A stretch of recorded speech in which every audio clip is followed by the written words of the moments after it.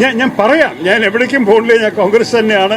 ഈ തെരഞ്ഞെടുപ്പിന് സജീവമായി കാണും. UDFന്റെ വിജയത്തിന് വേണ്ടി ഇറങ്ങും. അതൊക്കെ പറയാം. പക്ഷേ അത് എന്തോന്ന് എന്നോട് മാത്രം ഇത് പറയാൻ ആവശ്യപ്പെടുന്നതാണ് ചോദ്യം. അത് നിങ്ങളല്ലേ പറയേണ്ടത്. നിങ്ങളല്ലേ ഇതൊക്കെ പറയും. ഞാൻ പറഞ്ഞിട്ടുണ്ട് ഇതുവരെ.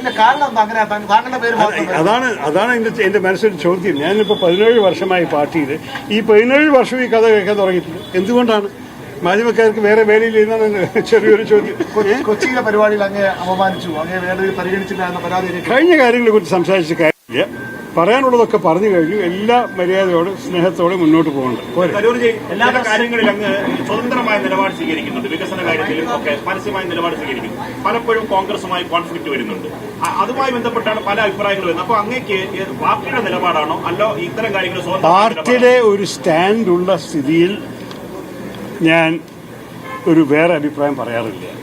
ചില വിഷയങ്ങളിൽ ആൾക്കാർ എൻ്റെ വ്യക്തിപരമായ അഭിപ്രായം ആവശ്യപ്പെടുമ്പോൾ ഞാനൊരു വ്യക്തിയായിട്ട് ഞാൻ എപ്പോഴും പറയും. ചിലപ്പോൾ തുടക്കത്തിലേ പറയും, ഞാൻ പാർട്ടിക്ക് വേണ്ടിയിട്ടല്ല സംസാരിക്കുന്നത്. പാർട്ടിയുടെ സ്റ്റാൻഡ് പാർട്ടി സ്പോക്സ്മാനോട് ചോദിക്കണം.